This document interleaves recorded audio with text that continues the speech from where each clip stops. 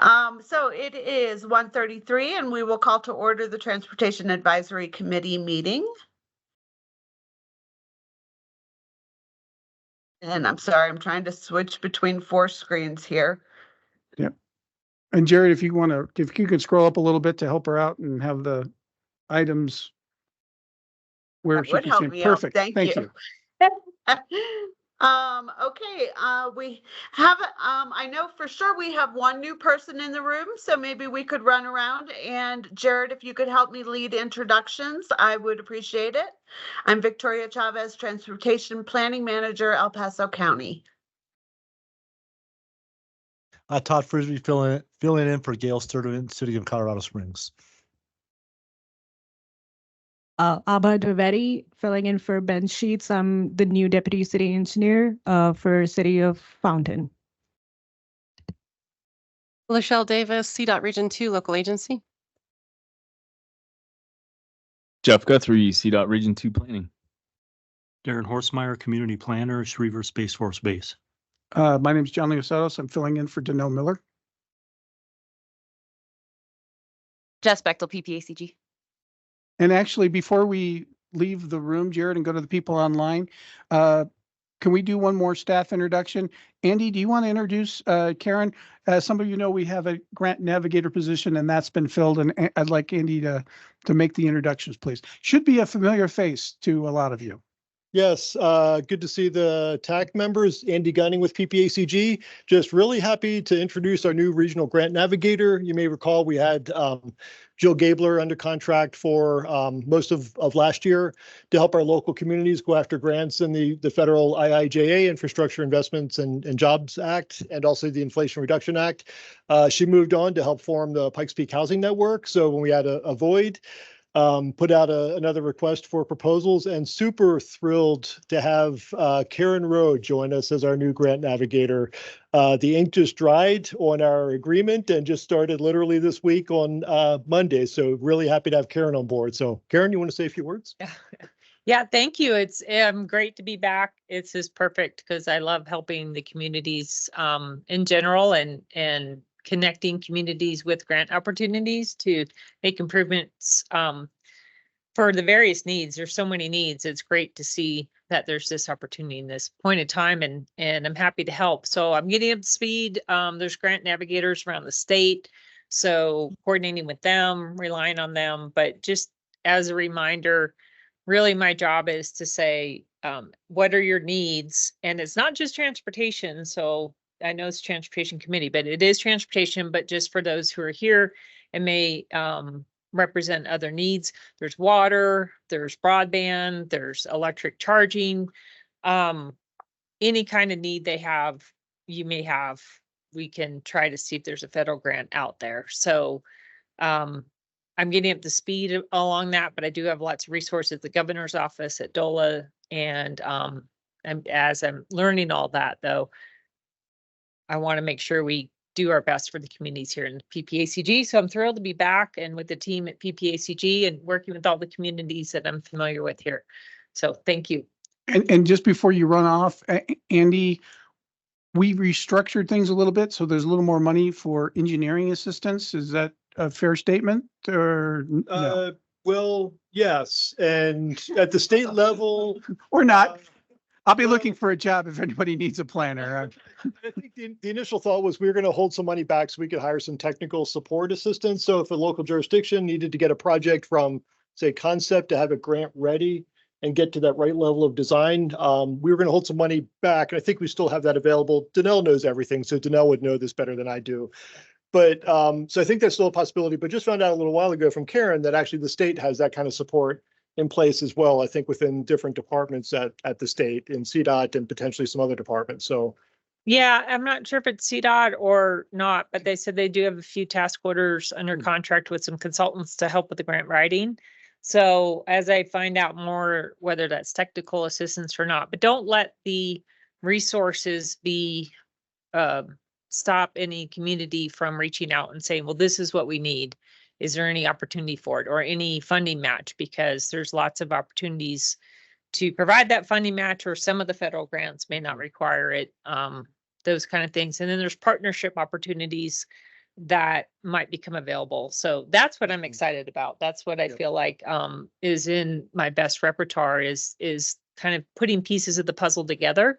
So, you know, find out what we need, find out what is available, and then seeing if we can make it all fit. So the MAMSIP was an example where we did that at CDOT with all the different partners and put them together. So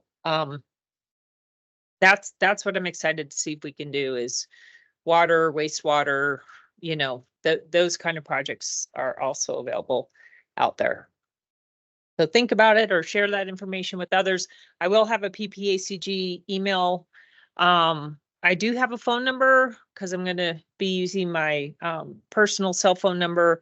I'm working under the LLC of Nomadics. So as I get speed, I'll make sure to be sending information out. But my phone number is 719-425-0400. And again, we'll send it out in more official capacity too. So thanks.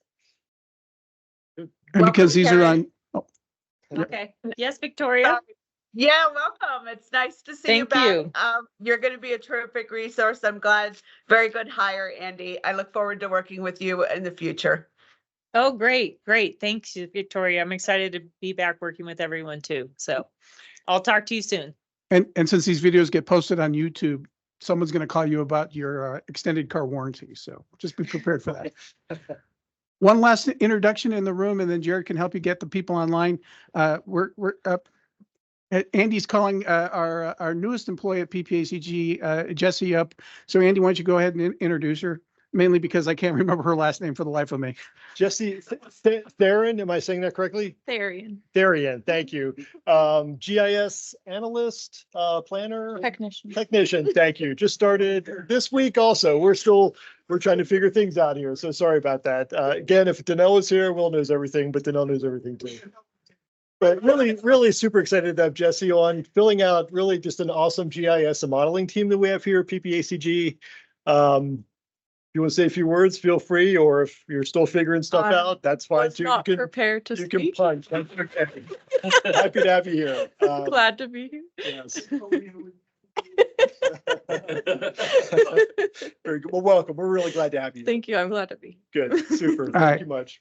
Thank you very much, Victoria, for your indulgence. So I think Jared, can you help go through who's on the call? I'm happy to, but Victoria, you might be able to see them just as well as me calling them out. I'll defer to you, and if you want us to do a roll call.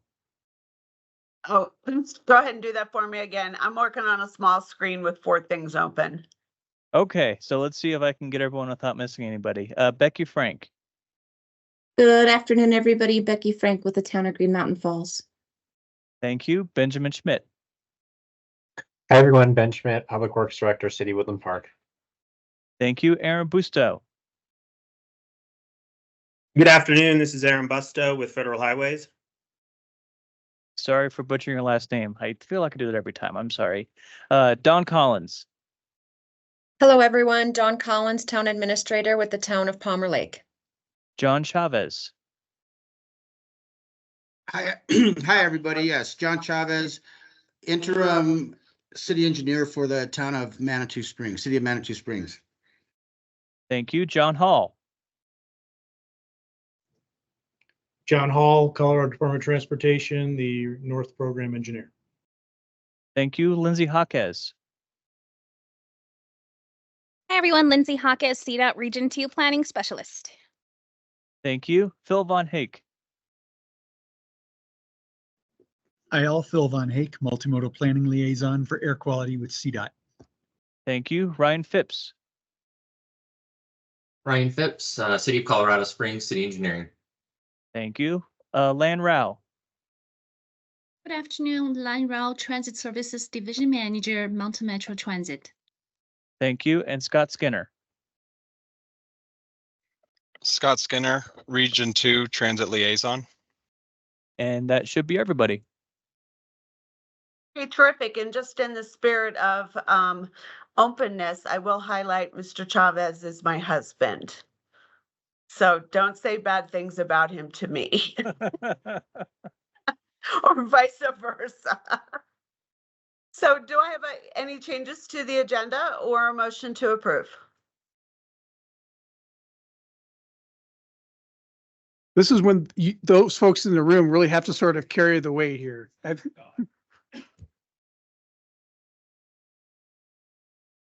John Chavez, I'll make a motion to adopt the agenda. I second second that, the John Collins. Having a first and a second, all those in favor say aye. Aye. Any opposed? All right, motion passes. Approval of the February minutes. Does anybody have any comments or changes to the meeting minutes? Hearing none, I will take a motion to approve. This I'll is Lally. motion to- I'll move. Go ahead, Todd, Okay, I'll motion to approve. Todd. and I'll second. Very good. First and seconded. All those in favor say aye. Aye. Any opposed? Very good. John, are you giving us the Board of Directors report today? No, the main thing on the board of directors report was the adoption of the tip. So Jess is going to do that. Fresh off her victory of her very first tip adoption. Yeah. So the FY 25-29 tip document was approved by the board, and it's working its way now through the signature process and getting its way to the governor. So that's exciting. I'm glad to be done with that one for now. And then one more update from the board. Laura Cruz and Jody Barker presented on the AAA and 5310 funding, and the 30-day public comment period was open, and that's active right now. So that's all our updates from the board. Thank you, Jess. So we are at that point where we generally try to nominate a second chair who's not in the room, because that's the easiest way to get one. However, given that, is there anybody who would like to volunteer to be second chair? And I will highlight, we have our largest two jurisdictions as chair and first chair. So a smaller jurisdiction stepping up would be welcomed. It's really fun. It's kind of like painting the fence.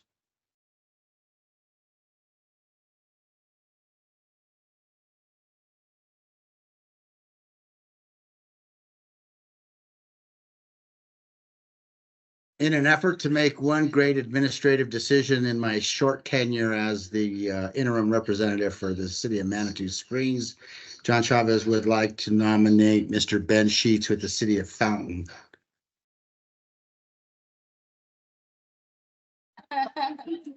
To them.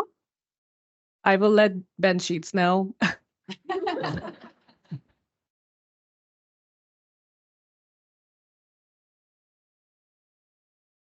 Do you think there'd be any issue with Ben taking it on? I joke about nominating somebody not in the room, but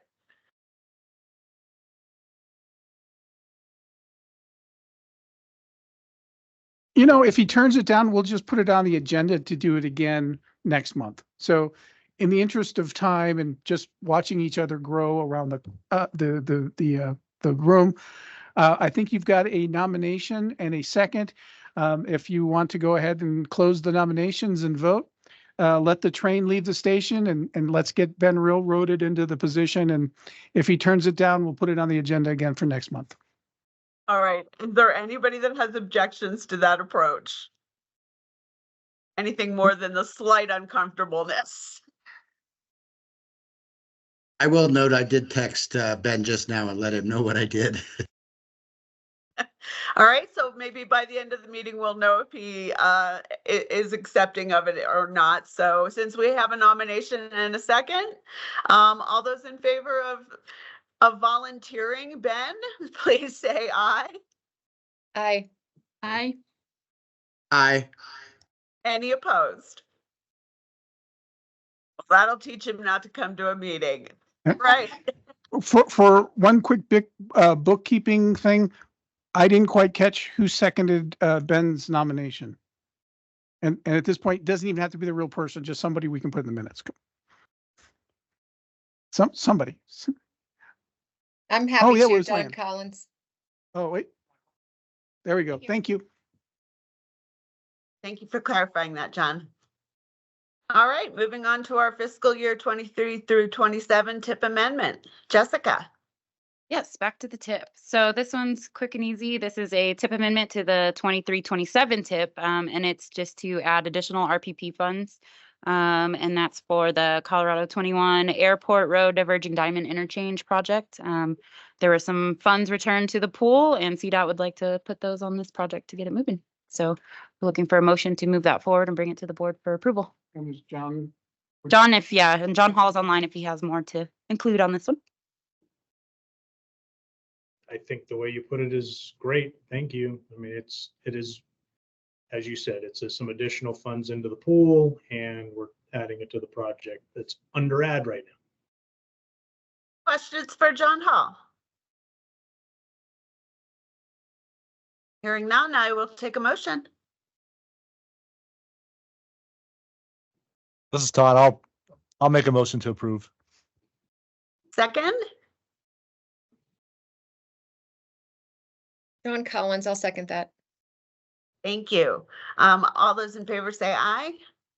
Aye. Aye. Aye. Any opposed? Motion passes. All right, we are on to Madam Chair, Acti- this is yeah. Jared, if I may pipe in a little bit. In an effort to get through the agenda, we did skip over item 3, public comments.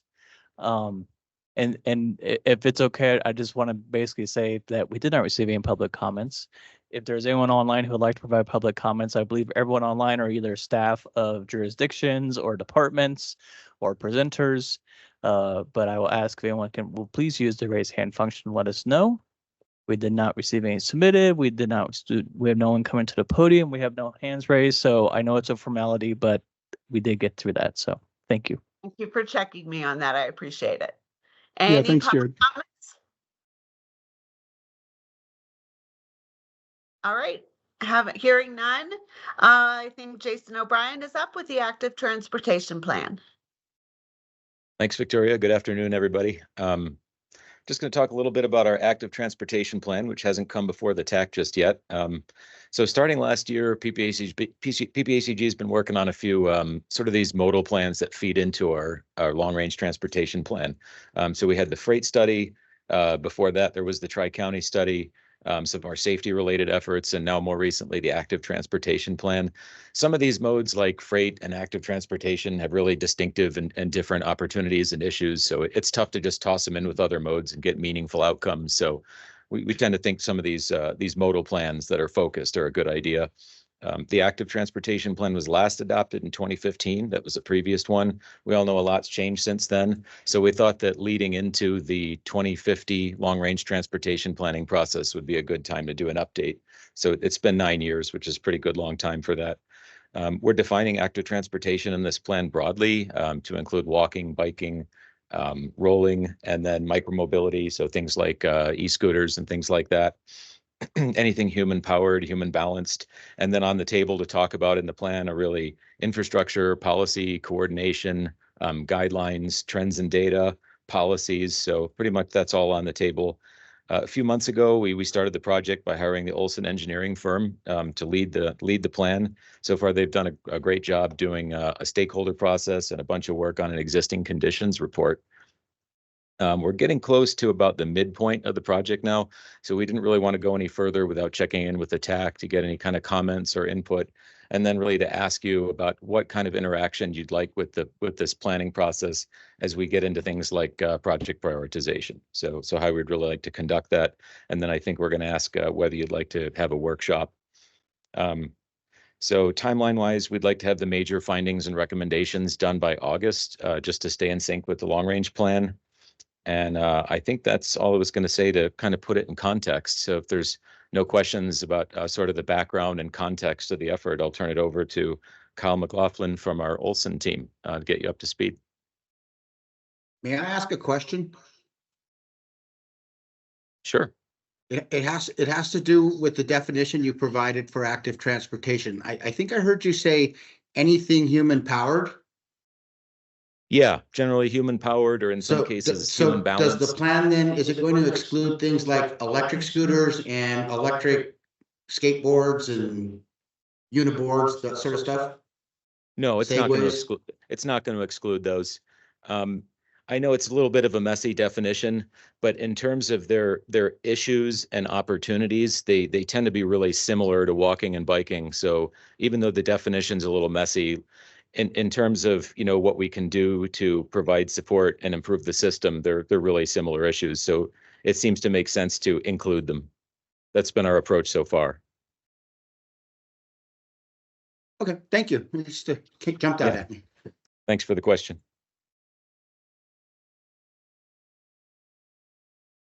Okay. And I will try to share my screen.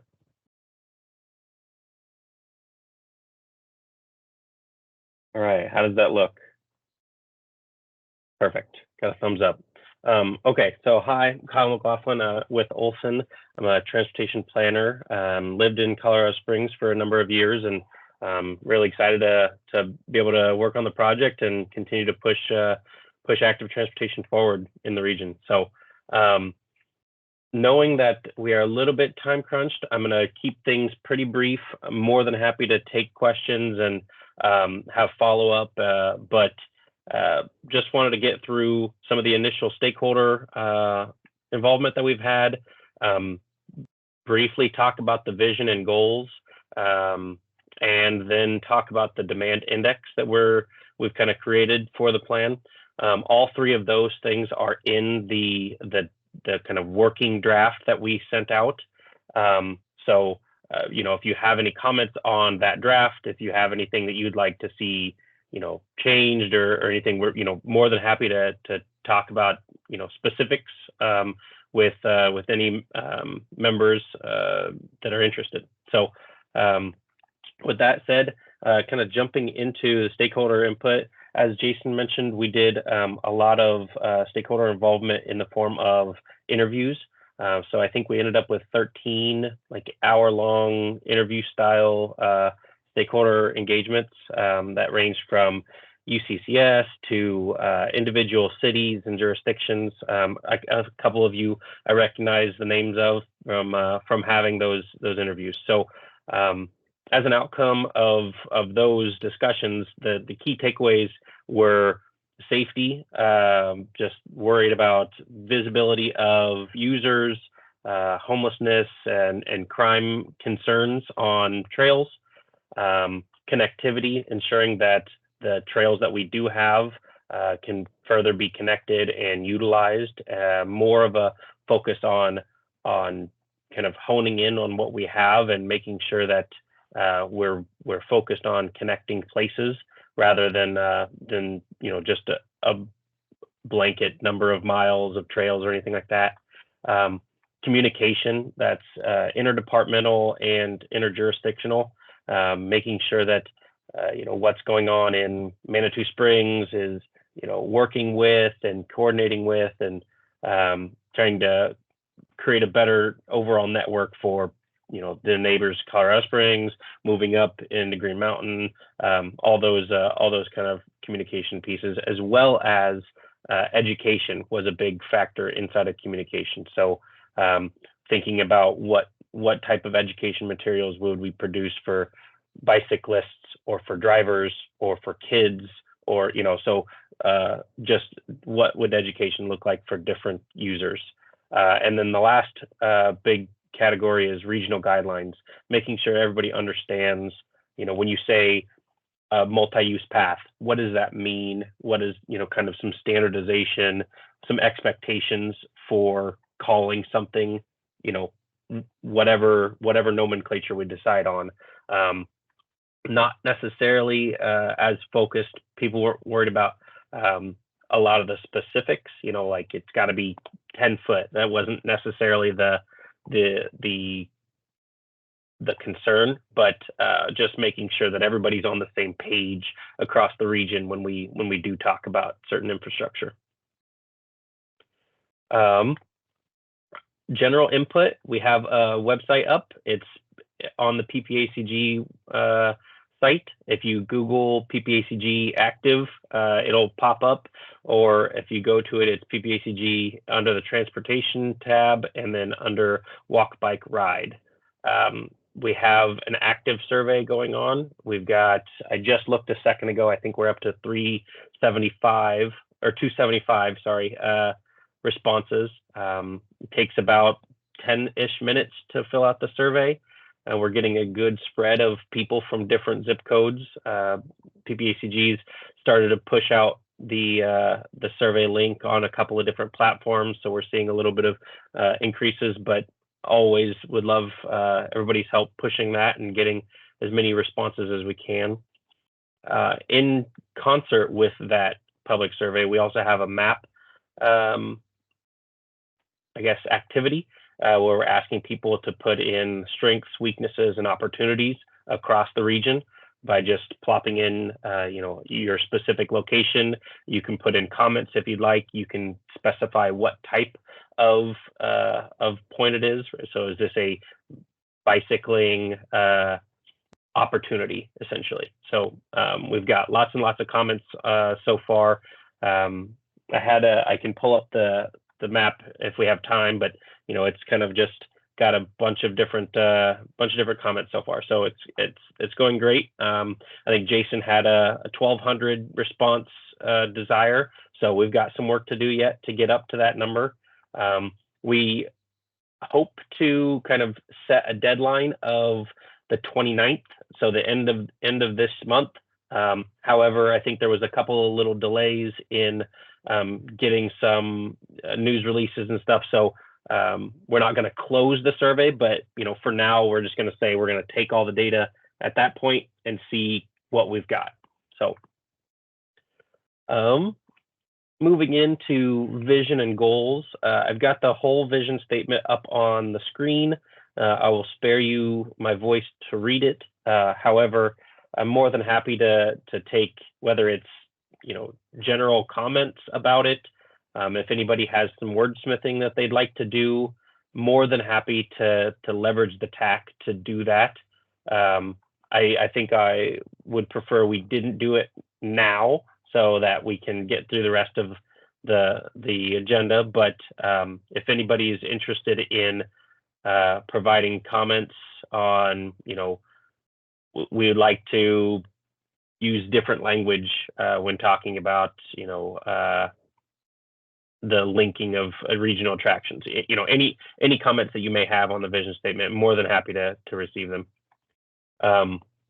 Similarly, on the goals, you'll notice that these goals look very similar to the outcomes of the stakeholder input because they are heavily driven by that stakeholder input. We want to make sure that what the stakeholders and what those interviews have told us rings true, and we take those input times to heart. So building a momentum, so that is very much related to building what we have, preserve the existing trails, making sure we leverage advocates and then leverage systems that we have, such as Pikes Share or other micromobility and mobility sharing devices.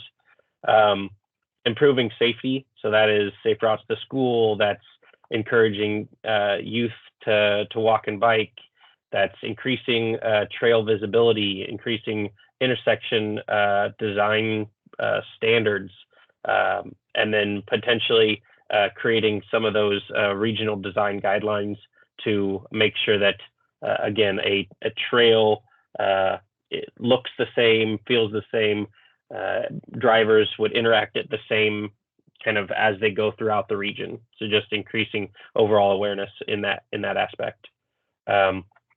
Connectivity, mainly focused on connections between communities and connections to live, work, play, learn destinations in the community.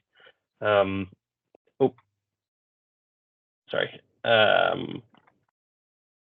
then connectivity across socioeconomic communities. So making sure that we're cognizant for the equity lens of our improvements and suggested recommendations when we do get to that point.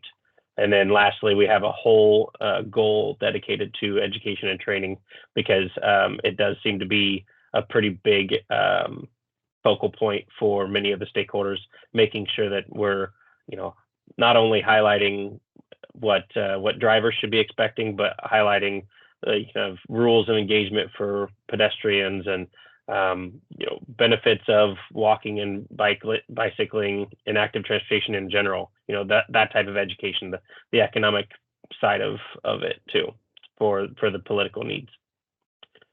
And then lastly, pulling up this demand index, you'll also find this in that working draft, but this is just kind of a glimpse into how we're looking to create are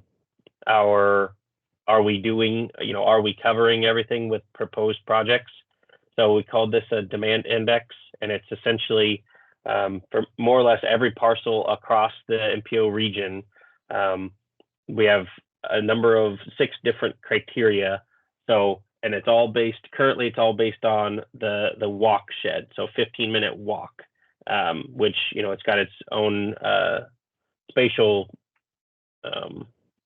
boundaries to it too. But so how far is a 15-minute walk to the nearest school from each individual parcel? How far is the nearest hospital? How far is the nearest park? And then how far is the nearest what's called nth retail? So instead of how far is the first retail, it's how far is it till I think it's something like the 6th retail location, because each region is kind of analyzed differently, right? You don't necessarily want the next door retail to be the one thing that decides whether some place is walkable or not, but rather how dense is the retail in that vicinity. And then the last 2 criteria were employment. So how many jobs can you get to within a 15-minute walk of a certain location? And then conversely, how many people would you encounter within 15 minutes walk? So those 6 criteria were all compiled. And then this scale here is from 5 essentially to 30, giving up to 5 points for each one of these criteria. And it created the overall kind of demand index for active transportation destinations and origins. So I talked a ton for 10 minutes there. As I mentioned, everything I just talked about is in that existing conditions kind of working draft. So if anybody has any questions, if you have questions now, feel free to throw them out if you want some clarity on anything I just touched on. But otherwise, feel free to send an email with clarifying questions. Feel free to send red lines for what we've drafted so far. If you think that there's a whole other section for safety analysis and a couple other existing conditions, plan reviews, stuff like that. So if you have comments on any of that, feel free to reach out and provide us your comments. I will take a breath. And then talking next steps. So as Jason mentioned, we would love to have a workshop with you all. We'd like to leverage this group in the creation of project recommendations within the context of this plan. We want to talk about what does it mean to have a project in this plan. We want to make sure that none of the recommendations in this plan supersede any of the local plans. So the first thing we did is we took all of the proposed projects across all the member jurisdictions. I think we had something like 35 plans, if I remember right, that we reviewed. Whether it's just a park plan that was just a map that we digitized, or Plan COS, Connect COS, or any of the other local jurisdiction plans. So we've got all those projects, and what we need to do now is start thinking through what does maybe a regional emphasis project mean? What other types of recommendations does this plan need to have in order to kind of work our way towards that vision statement and hit those goals that we've drafted up? I've heard in the past that this group likes to do workshops on the meeting days, do just a few hours in the mornings of the third Thursday. I don't know if it's appropriate for us to try to iron out getting something like that on the books, or maybe what's the best way. Jason, did you have an idea, or John for that matter?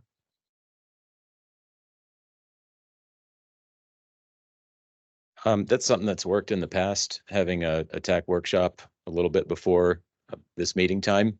It tends to be convenient for most people. We don't have to do it at that time, but I thought it would be a good suggestion out of the gate.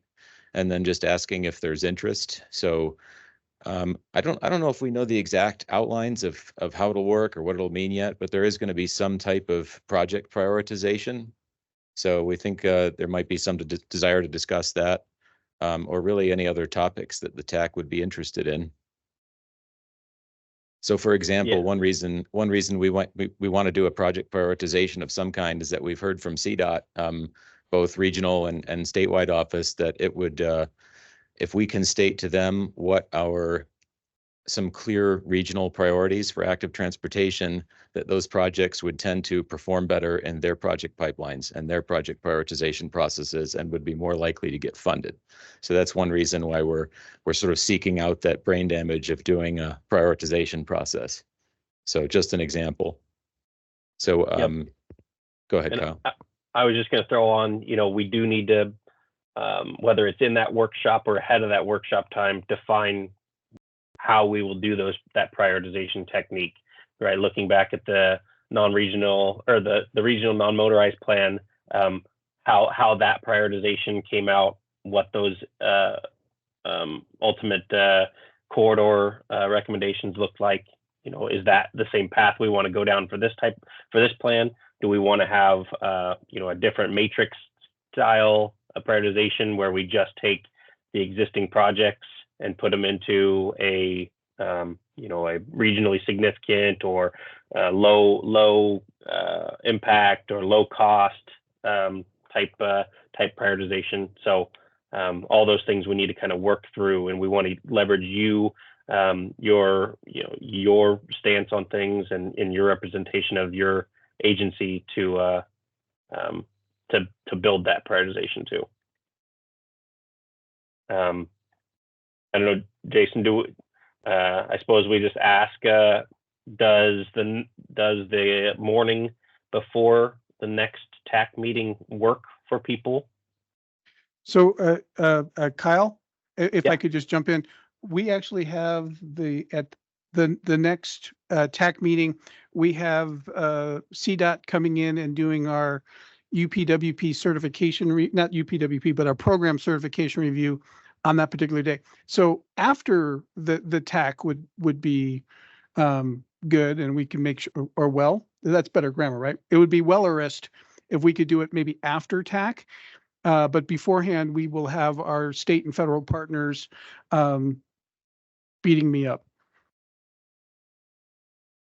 The other thing I wanted to mention is, and if I, Jason, you and I didn't chat beforehand, so if I say something wrong, just kind of give me the eye, and I'll backpedal.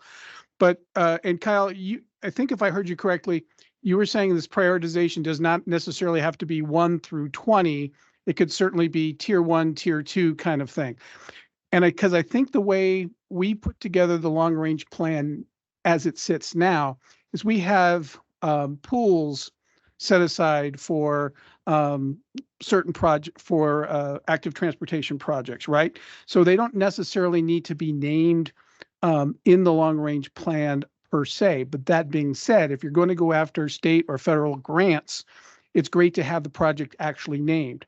And so if your process would allow it, it sounds like it might be better to have as many projects named as possible so that they can move into the long range planning process, or be eligible for grants. So did I hear correctly? We're not necessarily asking everyone to come step up and say, yeah, let's look at all the projects in the region and list them 1 through 40, but rather we could do tier 1, 2, and 3. That way, everybody still has an equal shot of the different sorts of pots of money. Yeah, absolutely. The overall how we want to come to some prioritized list, or if it is a list, it is up for debate. You know, we could do those different pots. You know, this project connects regional destinations, so it's now in this pot. This set of projects connects destinations on that demand index output. You know, so we can, the world is our oyster, so to speak. But we do, as Jason mentioned, we will be better off if we can state as a region, one, I mean, to CDOT, hey, yeah, we like money, this is how we want to spend it. But two, as we get or go for discretional grants, now that you have a grant navigator, as the region wants to go for discretionary grants or other pots of funding, the better we can articulate why a project is good for the region in this plan, the easier it will be to make that justification in those other funding pots. Right. And again, if we are looking, I'm glad you're not saying we have to do 1 through 20, because that process would take much more time and cost hundreds of lives, right? Yes. Because obviously then all of a sudden the jurisdictions have to be like, well, am I number 5 on the list or number 6? Where's the line going to be drawn? So if we can take that angst out of it and just talk about making sure everything is in there that needs to be in there and prioritized correctly to go after state and federal grant opportunities, as well as be consistent with the long range plan so that they can go after federal funds. I think that would be perfect. Would take less time, and nobody feels like that when they step into the process, they're going to war to get their project. And so if you're talking about that, I see that sort of workshop. And again, here's where I'll be quiet in a second and let Victoria and other veterans step up and say what they're thinking. But I think that sort of process would take less time. You probably could knock that out in about an hour. And what was the day again? The 18th. April 18th. So if we promise to have a light as agenda as possible, April 18th, could you guys see yourselves hanging around to do a workshop? That's number one. And then number two, and again, Todd, Victoria, as far as the sole sort of process, would you be good with that sort of ranging of projects instead of a direct prioritization? I'll let others speak. Any comments from the committee?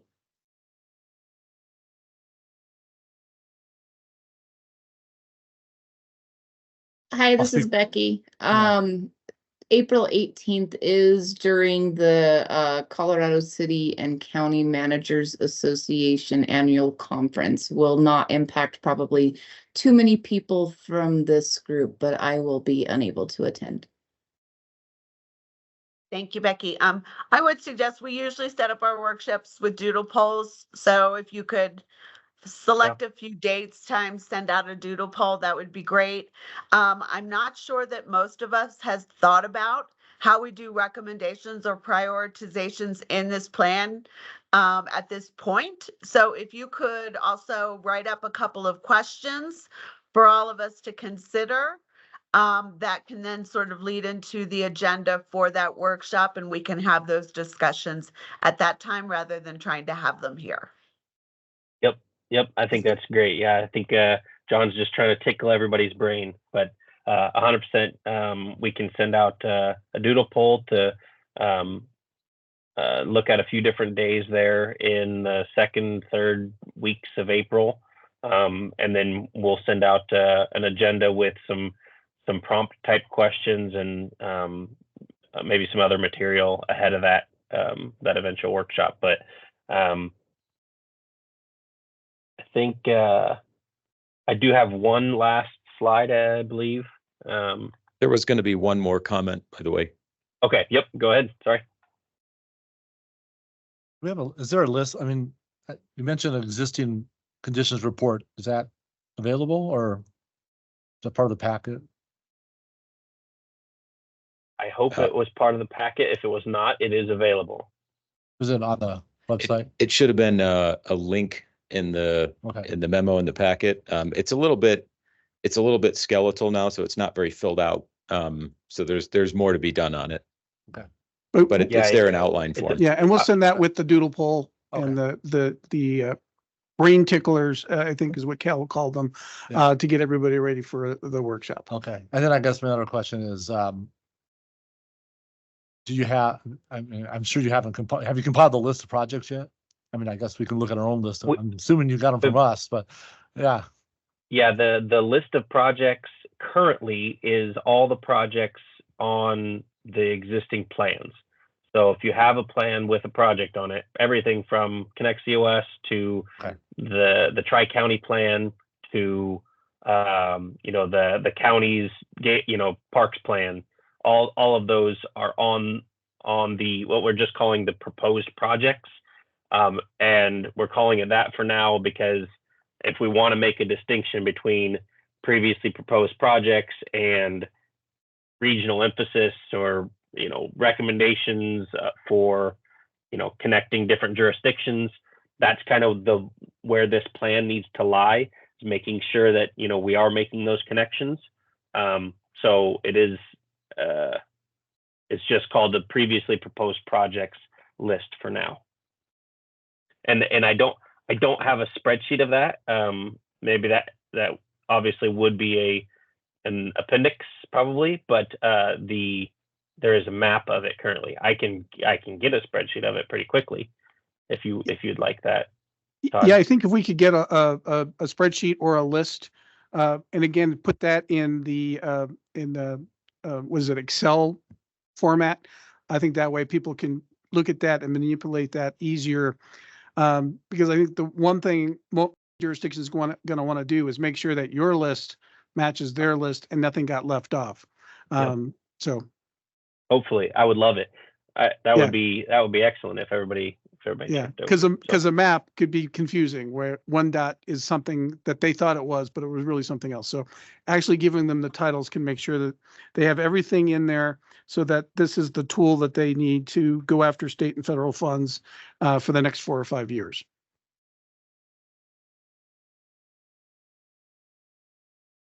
With that, a doodle poll, some questions that we will go over for the workshop, and then providing some information to the committee. Do I hear any objections to that process in going forward? Very good. Sounds like you have a plan from TAC members. Perfect. Thank you. Thank you. Thank you, Paul, for your presentation. Appreciate it. So long-term transportation plan update. Who's on deck for this one? I'll take this one real quick. So Danelle provided her updates in a memo in the packet for the long-range transportation plan. Currently, the travel demand model is ongoing, and staff are currently putting those into the TDM and finalizing that information. The next steps are the public involvement assistance process. So Kearns and West was given the contract on that for the phase 2 effort, and they'll be working largely on the public comment period and translation services, and that'll be taking place this fall. So that's really all the updates on the LRTP at this time. Any questions on that? Okay, tip updates. No tip updates at the moment. The big one was just that it was adopted. So we'll have some more for you next month when we come back with a little bit more information on reconciliation. Very good. And are you sending out letters of award again this time? We will, yes. Once that comes back, we'll make sure to send out awards and work on all of that with jurisdictions. We'll be scheduling jurisdiction project status meetings soon as well, just to see where you're at with everything. We're getting close to roll forward time again, so we want to check in with you and make sure everyone's on track. Great. Any questions on that? Okay, CDOT updates. Thank Hi, you, all. Madam. Oh, go ahead, Mr. John. Oh, no, Jeff, you first. We're all trying to out-polite each other. Jeff Guthrie here from Region 2 Planning. Just a couple of quick updates, and hopefully I can steal some of our headquarters people's thunder this time around. Division of Transit and Rail has its annual notice of funding availability out right now for capital projects. Applications are due May 3rd. For further information on that, please feel free to reach out to me and I can get you in contact with the right people. Last month at the Transportation Commission, the statewide rail plan update was approved, and now it is with Federal Railroad Administration for review. This summer, we are looking to transition our STIP, Statewide Transportation Improvement Plan software to Eco Interactive, I believe, which I'm very excited about since we are experienced in that here in Region 2. So hopefully that will make it a much more user-friendly document for all of our partners.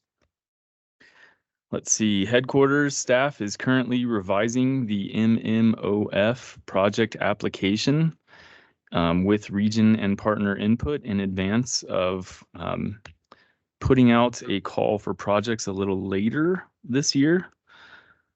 Our Office of Innovative Mobility grant call is open right now. Our applications are due March 29th at midnight. Again, if you have any more questions about that, please reach out to me and I can get you in contact with the right people at headquarters. And lastly, as always, we have STIP and TIP development ongoing with our fantastic partners here at PPACG. Thank you for all of that work, Jessica. If there are no questions, I can pass the torch along to the next CDOTer. I have a question. So when you mentioned the update of the MMOF policy, and you said you were reaching out to your application, and you said you were reaching out to your partners, would it be appropriate as far as a comment from us at PPACG to mention, and again, this is why I'm asking, because it might be above the pay grade and it might not be something you're willing to touch, but the overall way CDOT sort of determined the match of, again, saying, oh, look, you're in El Paso County, so you have to pay the full 50% match, when in fact they're looking at all the folks that are living down by Cheyenne, the Broadmoor. If we look at something more granular for different parts of the region, it might be more appropriate, because there are definitely some folks that are being tapped as rich that are not, and a different match rate of either 20 or 0 would probably be appropriate without having to go through the rigmarole of asking for some sort of waiver. So if that's something you guys could consider, I think that would be appropriate. And if you need us to make that recommendation in writing, happy to do so. Thanks, John. And I'm going to have to connect with you afterwards just to follow up about that. It's just like high school. I'm always in trouble and have to stay after, but okay. Any other questions for Jeff? All right, John, you're up. Thanks. Yeah, I normally wouldn't speak your attack, but I just wanted to say that might be of interest. We had a letting today, bid openings on the US 24 resurfacing from Woodman there, or roughly Woodman, from Falcon through, or east side of Falcon through Peyton, and we got successful bid results. So that project, that was our latest advertisement for resurfacing projects. We still have the Powers and Airport project under ad as well right now, which we're hoping to get good bids on too. But very excited to have that last overlay, which is mostly out in the Central Front Range boundary, but sneaks into PPACG as well. That's great. Thanks, John. Yep. Any other CDOT updates? Yeah, hi, this is Phil Von Hake at headquarters. And rather than read off a whole big long list of updates, I just emailed back to the conference at PPACG address and Jess and John updates from CDOT headquarters, staffing, things like that, and also a legislative update from March 8th. I know plenty of things have happened since then, but that's the most recent one I have access to. And I know she wanted to join, but our newest liaison, Tess Ritchie, wanted to introduce herself. So hopefully you'll see her at a future meeting. That's all I have. Thank you. Thank you, Phil. Any questions for Phil? And Phil, I haven't received that update. Oh, did you get it? Oh, we got it. Never mind. Refresh, Can you refresh, forward it to the whole refresh. tech? Yep, just forward it to the whole tech. Thanks, Phil. Good, you bet. Thank you. Okay, IIJA updates. IIJA updates are in your memo as well. All those NOFOs and the closing dates that are coming up are listed and links to those as well. That's all. Member entity announcements. Yeah.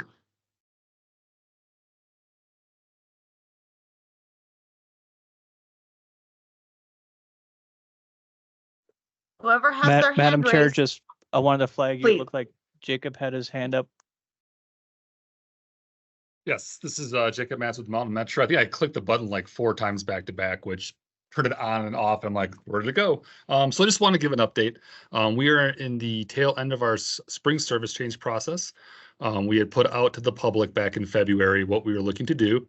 And we are now moving forward with our plan. So effective on April 28th, we will go into our spring service change, which the 3 primary changes we looked at were, well, I guess 3 following. We're taking the Route 18, which is kind of it's that Union corridor from Montebello down to Bonfoy. And we're taking that one and running it all the way to I think it's called the Oddfellows building there, the high rise that's at Lake, or at sorry, not Lake, at East Lake and Union. So the Route 18 will now go from 45 to 60-minute service. We are adding bus stops along the way so that it will actually also connect with routes 1 and 7, both east and westbound 1 and 7. So there will be additional connections. And the idea there is to offer additional north-south travel throughout the city and just additional options and better connections throughout these cities so people have more options for transit. Another part of the change, we've looked at the Route 38, which is our deviated fixed route service. And pretty much that route goes from Montebello up to the northern hospitals. And there's very, very limited stops between that. So we're adding a stop at Dublin and Union on both sides, both north and southbound, for people to use. And it will continue to be the deviated route. But throughout the last year or so, we've gotten a couple comments about additional bus stops there. And with the deviated service, you kind of got to strategize where those stops go. And we went out there, and this was a good location based on the feedback and also based on safety and the ability to put a bus stop down in those locations. And then the third thing we're looking to do, or we're going to be doing, is on the last year during the spring service change, we put out there that we're going to run 2 additional service hours beyond regular service on the 4th of July. We are actually not going to be doing that this year. We're going to be just running our regular service hours. Last year, we had put it out there as that was the plan, but due to driver shortage and scheduling issues, we were unable to actually provide the additional 2 hours anyways. So we are taking that and not going to be doing that this year. So those are the 3 primary changes to the spring service change. And if anybody has any questions, I'd be glad to answer. Any questions? Any other member entity announcements?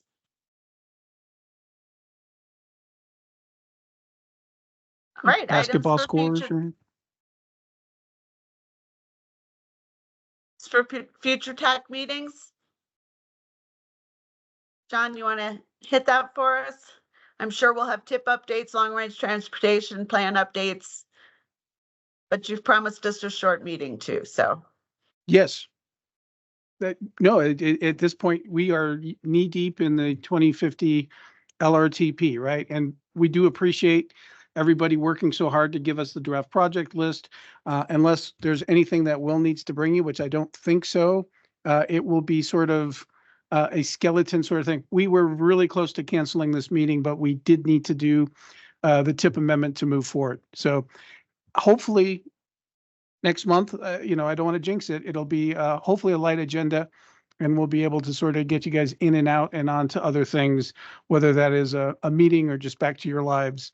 We'll do that. But at this point, we're trying to do the minimum because we've got everything going on with the 2050 long range plan that's eating up a lot of our time. Okay. Good. Any final comments from anyone? And with that, we will adjourn at 2:32. Thanks, everybody.